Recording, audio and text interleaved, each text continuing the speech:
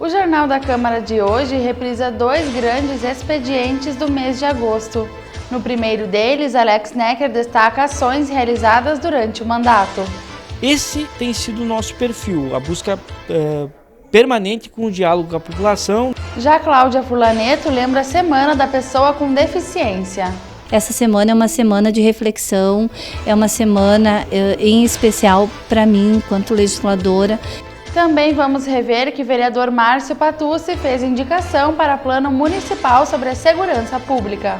Vai auxiliar muito a administração municipal e os parceiros da segurança pública no desenvolvimento de ações efetivas. E ainda, Sistema Nacional de Segurança Alimentar pauta encontro da SEBS.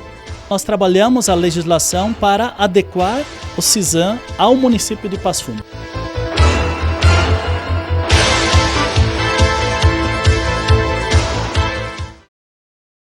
Hoje o Jornal da Câmara segue reprisando fatos que marcaram o parlamento em agosto do ano passado. Veja agora dois encaminhamentos feitos pelo vereador Márcio Patucci sobre a segurança pública. O primeiro documento é uma indicação ao Poder Executivo. O parlamentar pede que o município inicie a elaboração de um plano local sobre a segurança pública. O vereador Márcio Patucci também propõe uma integração entre os órgãos e as polícias. O objetivo é de que o estudo apresente um diagnóstico de pontos vulneráveis e prioritários para investimentos na área. Vai auxiliar muito a administração municipal e os parceiros da segurança pública no desenvolvimento de ações efetivas para não apenas o combate à criminalidade, mas também ações de prevenção, que são super importantes em relação à melhoria da qualidade da segurança pública nos municípios brasileiros. A inovação que se faz na possibilidade das prefeituras idealizar esses planos é que o agente local, o poder local, ele passa a contribuir, ele passa a colocar investimentos, a articular algumas ações que, propriamente ditas, são apenas da Brigada Militar, Polícia Civil e as demais polícias. O que a gente quer é promover esse debate integrando os agentes municipais, as demais espécies e formas de policiamento, para que a gente consiga, então, fazer uma grande integração e promover não apenas o debate, mas soluções efetivas pela melhoria da segurança pública de Passo Fundo. Vídeo monitoramento, ações de prevenção, financiamento por parte do município nos órgãos estaduais e federais, isso tudo vai, obviamente, que ser definido por esse plano.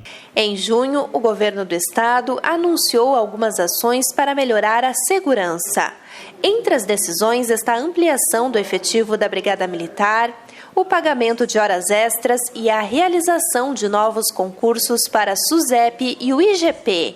Atento à demanda do Instituto Geral de Perícias, o presidente Márcio Patucci está elaborando uma moção de apoio. O Instituto Geral de Perícias aqui em Passo Fundo, ele possui uma atuação não apenas na nossa cidade, mas regional. Conta hoje com uma estrutura física e de pessoal ultrapassada, ele precisa de investimentos. O governo do estado recentemente abriu uma indicação de que haverá novos concursos para a IGP. O que nós pedimos é que a unidade de Passo Fundo então possa ser contemplado com mais médicos, com mais servidores para qualificar cada vez mais esse trabalho que é realizado. E o ex-vereador Alex Necker foi um dos oradores do grande expediente em agosto de 2016. O parlamentar utilizou a tribuna para falar sobre 3 assuntos. O primeiro foi uma prestação de contas do mandato. Neste período, o parlamentar ingressou com cerca de 230 pedidos de providência, 18 projetos de lei, 12 indicações e 5 moções. Apesar de destacar os números, Alex Necker afirmou que seu trabalho não deve ser medido por eles, mas sim pelo diálogo com a comunidade. Eu apresentei alguns números ali, a gente tabulou tudo aquilo que nós protocolamos, encaminhamos, pedimos. Mas eu sou daqueles que acham que um mandato ele não pode ser reduzido em números, Porque o mandato do parlamentar, ele é um mandato que, na maioria das vezes, ele estabelece relações, ele interage com a população. E nem tudo vira um ofício, nem tudo vira um projeto de lei, nem tudo vira um pedido de providências. Algumas ações, elas perpassam isso. Algumas ações são de encaminhamento, de resoluções de pequenos problemas, de sugestões para melhoria da qualidade de vida da cidade. Então, esse tem sido o nosso perfil, a busca permanente com o diálogo com a população, nos mais variados pontos da cidade, e nós procuramos demonstrar essas ações, editando durante esse período de 3 anos e 8 meses, 3 anos e meio de mandato, aí, através dos nossos informativos, das nossas redes sociais, com as ações que nós estamos fazendo. O segundo tema abordado pelo parlamentar na tribuna foi o projeto de lei do deputado estadual Juliano Roso, que propõe a escola sem mordaça. A proposta é um contraponto ao projeto Escola Sem Partido, que, de acordo com o vereador, tem o objetivo de desestimular o debate nos educandários. Eu penso, por exemplo, que o projeto de lei que se denomina Escola Sem Partido, mas na verdade poderia ser denominado uma escola fechada, sem opinião, porque a escola efetivamente é aquilo que o colega vereador disse numa parte, a escola não tem partido, ela tem opinião, ela constrói consciências, ela apresenta o debate para a sociedade. E quando nós defendemos o projeto apresentado pelo deputado Juliano na Assembleia Legislativa, que cria a escola sem mordaça, é no sentido de dar a liberdade necessária para aqueles profissionais que estão à frente da educação na escola, nos mais variados segmentos, possam ter liberdade para ensinar. É óbvio que não existe aqui o papel de doutrinação por parte desses professores. Existe sim a necessidade de trabalhar momentos históricos ocorridos no Brasil e os mais variados temas de forma ampla. E que o professor ele tenha a liberdade de tratar esse tema de forma ampla, que a sociedade, que a comunidade escolar possa acompanhar isso. E não restringir a possibilidade de debate dentro da escola, porque isso é uma restrição que não é democrática. E se não é democrática, ela é ditadora. E nós não podemos conviver com a educação de viés ditatorial. Então, no momento que você cerceia a possibilidade de quem quer que seja, quem quer que possa emitir a opinião, que opinião tenha, você estabelece um perigo muito grande para a educação das nossas crianças, da nossa juventude, para todos aqueles que defendem a liberdade de expressão e defendem um Estado democrático de direito. O parlamentar também aproveitou o espaço para falar de um terceiro assunto, o processo de impeachment da presidente da República. Nesta semana, Dilma Rousseff emitiu uma carta direcionada para o Senado Federal e a população brasileira, argumentando um conjunto de questões, dizendo que existiram erros, mas que esses erros foram de condução política, não foram erros como se tenta passar para a população, ligados à corrupção, mas que nós precisamos registrar esse momento, porque certamente esse episódio, independente do desfecho que terá, e eu espero que o desfecho seja do retorno da presidente Dilma ao poder, independente do desfecho que terá, ele redundará num grande episódio para a história nacional. E nós podemos, na minha opinião, passar esse episódio respirando, porque uma ilegalidade não foi cometida, que seria cometida com o afastamento da presidente Dilma, ou nós passamos para ver esse episódio para a história do Brasil como uma das maiores injustiças já cometidas pelo parlamento brasileiro. E depois do intervalo, vamos rever outro grande expediente realizado em agosto do ano passado. Não perca!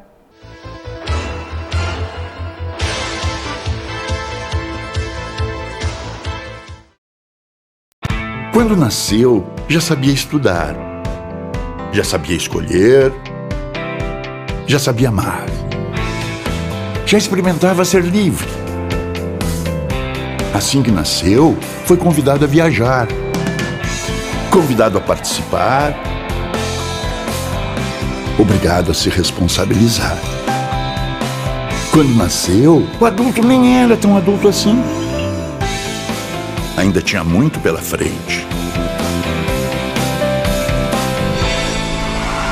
Mas assim que nasceu, um acidente cruzou o seu caminho. E a vida acabou no começo. A Fundação Tiago Gonzaga nasceu de uma vida interrompida aos 18. Trabalha há 18 anos para mudar o fim dessas histórias. E agora precisa da tua ajuda. Participe da campanha 18 é Pouco. O Vida Urgente quer continuar salvando vidas, porque é preciso viver mais. A mulher que continua amamentando após voltar ao trabalho merece reconhecimento. E a empresa que apoia esse gesto também. A amamentação diminui o risco de doenças na criança e na mulher. Por isso, o empregador incentive este gesto, oferecendo sala de apoio à amamentação, creche no local de trabalho e licença maternidade de 6 meses. Amamentação e trabalho. Para dar certo, o compromisso é de todos.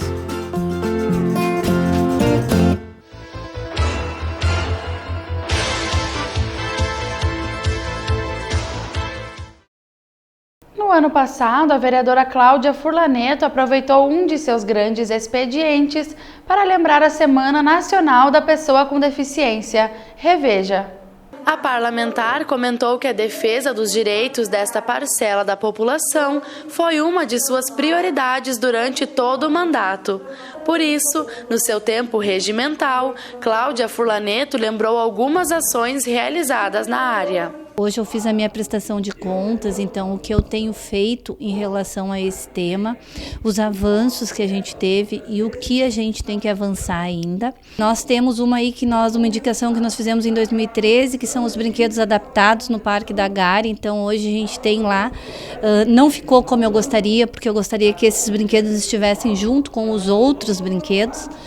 Mas, enfim, estão lá os brinquedos, o Parque da Gare é um parque que está acessível, a feira que não tinha acessibilidade hoje tem, a feira dos produtos agroecológicos. Dizer que precisamos melhorar ainda, não é? Temos aí algumas outras indicações importantes referente à inclusão dos alunos com surdez, ou seja, a criação do cargo do professor de Libras, criação do cargo do tradutor-intérprete, para que as pessoas surdas possam se comunicar e acessar todos os espaços do nosso município. Enfim, são várias ações, questão de acessibilidade nos mobiliários urbanos. A própria Câmara de Vereadores aqui vai se adaptar a essa questão da acessibilidade, das pessoas poderem se locomover sozinhas e com segurança, que é o mais importante. São várias as ações que nós temos propostas. Eu não consigo aqui quantificar. Com o tema O Futuro se faz com a conscientização das diferenças, a Semana Nacional da Pessoa com Deficiência Intelectual e Múltipla acontece até o dia 28 de agosto. A parlamentar reforçou a importância da data e da conscientização sobre o tema. Às vezes eu sou um pouco avessa a dias, né? Dia da Mulher, Dia da Árvore, Dia da Avó. Mas, por outro lado, nós precisamos sim ter um tempo para retomar e pautar alguns temas importantes. A questão das pessoas com deficiência não é diferente, então essa semana é uma semana de reflexão, é uma semana em especial para mim, enquanto legisladora, de trazer aos demais vereadores esse tema. Todos somos sujeitos de direitos, entretanto, algumas especificidades elas necessitam de alguns outros direitos e que a sociedade, por vezes, ainda não consegue respeitar. A gente tem aí um exemplo claro que é a vaga de estacionamento, por exemplo, né, que a gente vê seguidamente tem carros estacionados aí. E, enfim, isso é um exemplo só, mas que as outras pessoas possam se colocar um pouquinho no lugar do outro, que as outras pessoas possam entender que a deficiência ela não é algo que está distante da gente, não é algo que nunca vai nos chegar. Ainda para reforçar a necessidade de incluir as pessoas com deficiência em todos os espaços da sociedade, a vereadora realizou uma iniciativa diferente na sessão plenária. O grande expediente contou com a tradução de uma intérprete em Libras. A presença da intérprete, então, ela é fundamental. Quando você fala acessibilidade dos surdos, né? Eu não tenho participado em espaço nenhum, seja em espaço, meios de comunicação, que eu não tenha levado comigo a minha tradutora, né? A minha chefe de gabinete, que é a Cristine, que é minha colega de profissão, e para poder propor à população, à comunidade surda, então, o conhecimento do que a gente discute aqui. Nós queremos sim que a Câmara de Vereadores, que a sessão plenária, ela seja na íntegra interpretada. Esse é um dos nossos compromissos que nós temos. Já conseguimos a TV Câmara com a janelinha de tradução. Então, é isso. Nós precisamos, além de falar e defender, nós precisamos fazer. E o Sistema Nacional de Segurança Alimentar foi o tema de um encontro da Comissão de Educação e Bem-Estar Social. É ele quem define os parâmetros para a implementação do Plano Municipal de Segurança Nutricional. Durante a reunião, foram realizadas pequenas modificações referentes às justificativas e utilização futura da lei. O presidente do grupo destacou que a adesão ao sistema será um passo importante para o município e pode garantir diversas melhorias na área. Há bastante tempo nós estamos discutindo para Passo Fundo fazermos com que Passo Fundo possa criar as condições para aderir ao SISAM, que é o Sistema Nacional da Segurança Alimentar. Então nós precisamos criar, de fato, os componentes. Então nós trabalhamos a legislação para adequar o SISAM ao município de Passo Fundo. Isso vai dar um passo de qualificação para assistência social incomensurável, para a segurança alimentar, especialmente dos mais carentes. Vai possibilitar criar o banco de alimentos. E o banco de alimentos ele não brota da pedra, ele brota do trabalho dos nossos pequenos agricultores. Então nós podemos estabelecer uma grande linha de incentivo, de fomento à produção da agricultura familiar e da comercialização da agricultura familiar, garantindo de fato alimento para as pessoas carentes, para as nossas crianças na rede municipal de ensino, mas não só garantir o alimento, mas um alimento de qualidade, com menos agrotóxico, com menos risco à saúde da população. Então, Passo Fundo está dando um grande passo. E a SEBS hoje finalizou, portanto, essa legislação. Estamos enviando agora para o Executivo, que vai revisar o projeto de lei e o manda para a Câmara, porque um vereador não pode, que teria vício de origem, porque cria tributos para o município. Então, nós damos redondinho, a PGM ou a Procuradoria revisa, manda para a Câmara vota e aprova, e estaremos dando um passo histórico na questão da segurança alimentar. E no ano passado, o vereador Gleison Consaltera enviou ao Poder Executivo um documento sugerindo a criação de espaços para o descarte de lâmpadas fluorescentes. Dias depois, o parlamentar recebeu uma resposta positiva da administração e, por isso, decidiu ampliar o pedido. Não caberia como um projeto de lei essa iniciativa, colocamos uma indicação então ao Executivo Municipal que fosse mesmo colocado um local apropriado para esse descarte. Posteriormente, já se passaram umas 3 a 4 semanas dessa indicação, nós recebemos uma mensagem do Executivo Municipal referente a essa indicação que tem um local apropriado. Porém, a gente quer aumentar, ou seja, essa indicação permanece valendo, mas que a gente aumentasse. Então, existe apenas um local. E para uma cidade com mais de 180 mil habitantes, isso é muito pouco. Então, a gente vem observando que muitas pessoas do dia a dia colocam essas lâmpadas, pós serem utilizadas, em lixeiras comuns. E isso é perigoso com relação ao meio ambiente e uma série de preocupações que podem acarretar nos seus filhos, nos seus netos futuramente. Então a gente vem conversando novamente, não será retirada e sim ampliada essa indicação, vindo essa resposta do Executivo. Ou seja, a gente quer ampliar esses espaços, porque pelo que eu pude presenciar algumas vezes, de fato, essas pessoas, tem muita gente que continua misturando, e isso é um mal para a saúde pública, e a gente tem, de fato, uma preocupação em torno dessa situação também. E o Jornal da Câmara de hoje termina aqui. Uma boa noite para você e até a nossa próxima edição.